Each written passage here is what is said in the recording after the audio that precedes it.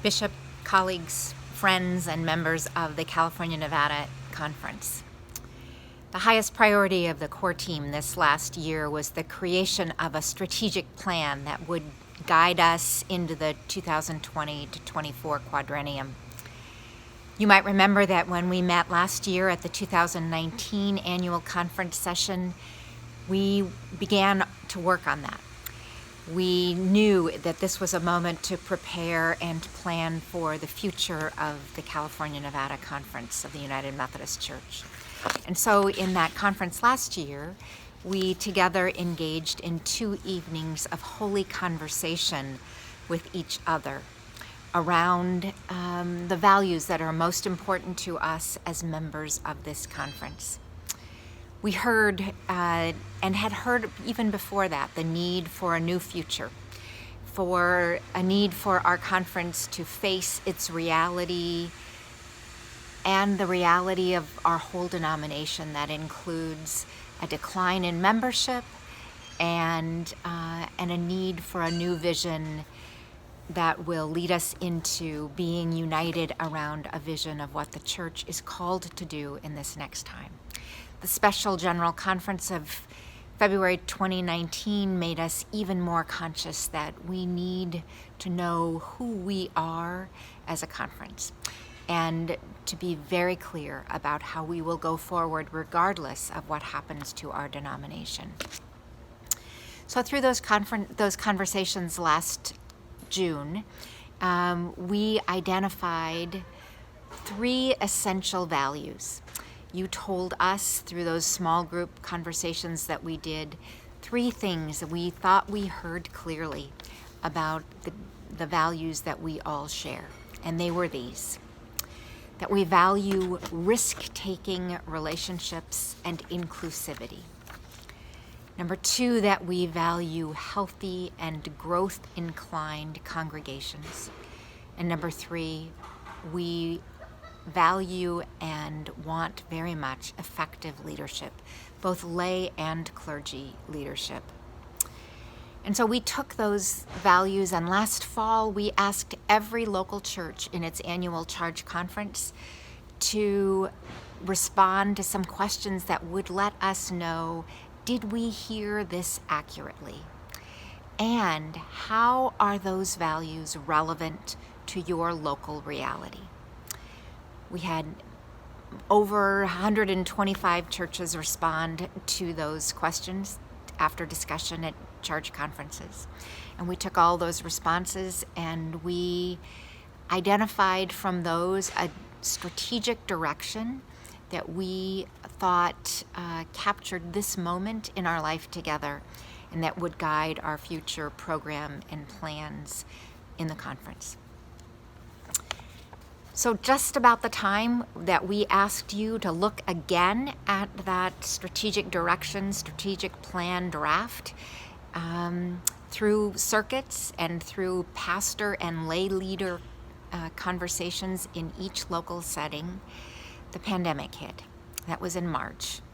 And as you know, very quickly, our conference offices closed and our local churches closed their campuses, even though we all have gone on being the church in this time. And both General Conference that was scheduled for this year and our 2020 annual conference were postponed.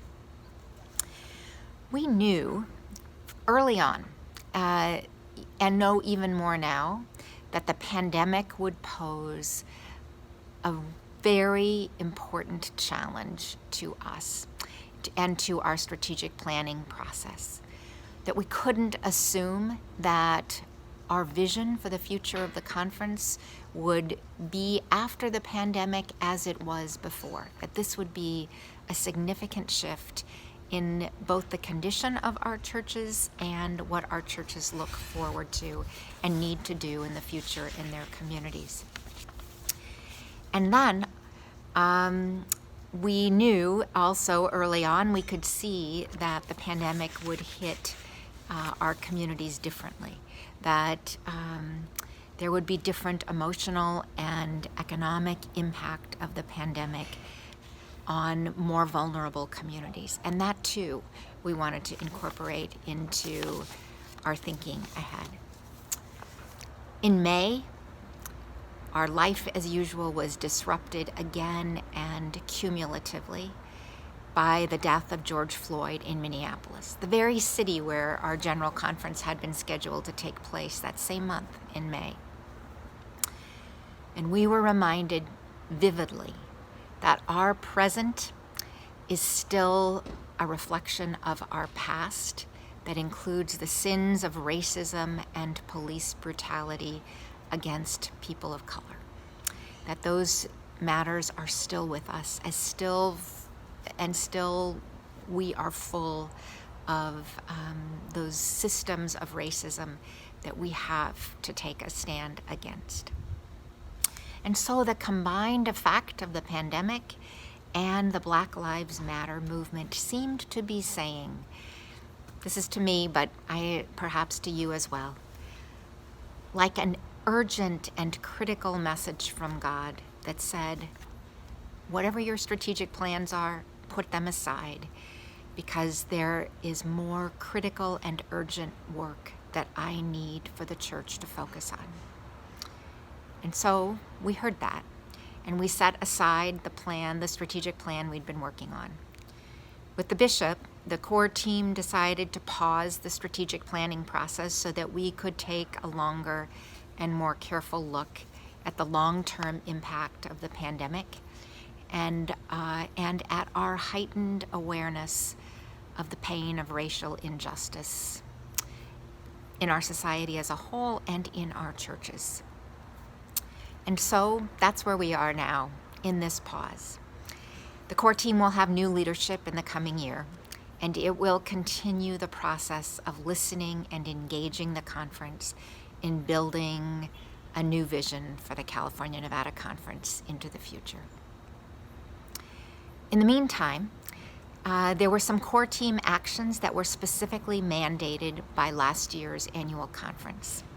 One of them was, you may remember it by the number, it was item 12 in last year's recommendations, and that item 12 formed a structural change task force, which was formed and which did a great deal of work in this last year to study the impact on our conference of the proposals and protocols that had been recommended for general conference action this year. And of course, that general conference has been postponed. It won't meet until 2021.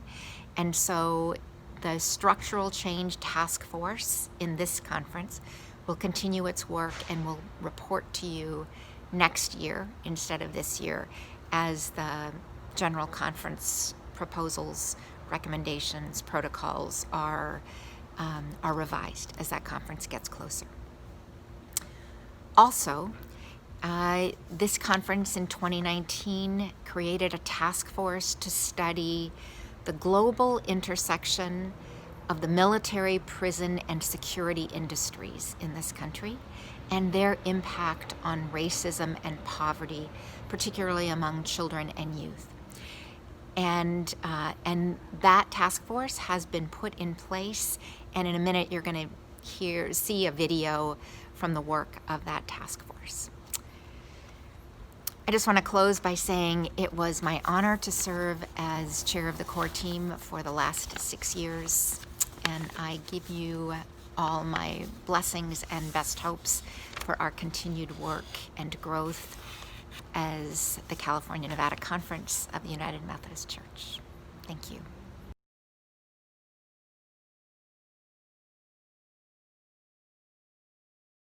Grace, a 15-year-old Black high school sophomore, was sent to juvenile detention during COVID-19 for not doing her homework. She was released after 78 days. 5-year-old Helen was separated from her grandmother upon arriving to Texas from Honduras and detained for 2 months. Mahmoud, a 13-year-old Palestinian, was shot and arrested by Israeli soldiers as part of the military occupation of Palestine. The Task Force on Criminalization of Children and Youth reports on how these stories are part of a larger system of injustice, which demonizes and racially targets children and youth of color. Profit-making is at the heart of social systems which turn children and youth into commodities devoid of human value. Military industries receive billions in corporate contracts from the Department of Defense and in turn influence military policy. 9/11 ushered in a war on terror, the longest war in US history. The enemy in the war on terror changes with the political winds and financial interests. The war on terror has a domestic front with the militarization of border control and the demonization of immigrants as a threat to our society. Local police departments have been militarized and federal law enforcement enlisted to control Black Lives Matter protests in cities across the country. In the name of national security, children and youth are sent to privately run migrant detention centers like Homestead in Florida. In the 1980s, political opponents to civil rights fabricated a war on drugs, leading to the expansion of US prisons and corporate privatization of the industry as a virtual war on brown and Black people. Inequity and underfunding in education has created a school-to-prison pipeline. The legacy of slavery and this new form of racial control is chronicled in Michelle Alexander's book, The New Jim Crow. Remembering Reverend Martin Luther King Jr., Alexander has spoken out on Palestinian suffering, connecting global military injustice to domestic inequality. Up to 700 children, Palestinian children, are arrested annually by the Israeli military. Children are often apprehended in their homes late at night, are tied, blindfolded, and interrogated as criminals. The criminalization and incarceration of children does not just happen by coincidence, but is part of systemic racial injustice. This is a critical issue of faith for the Church.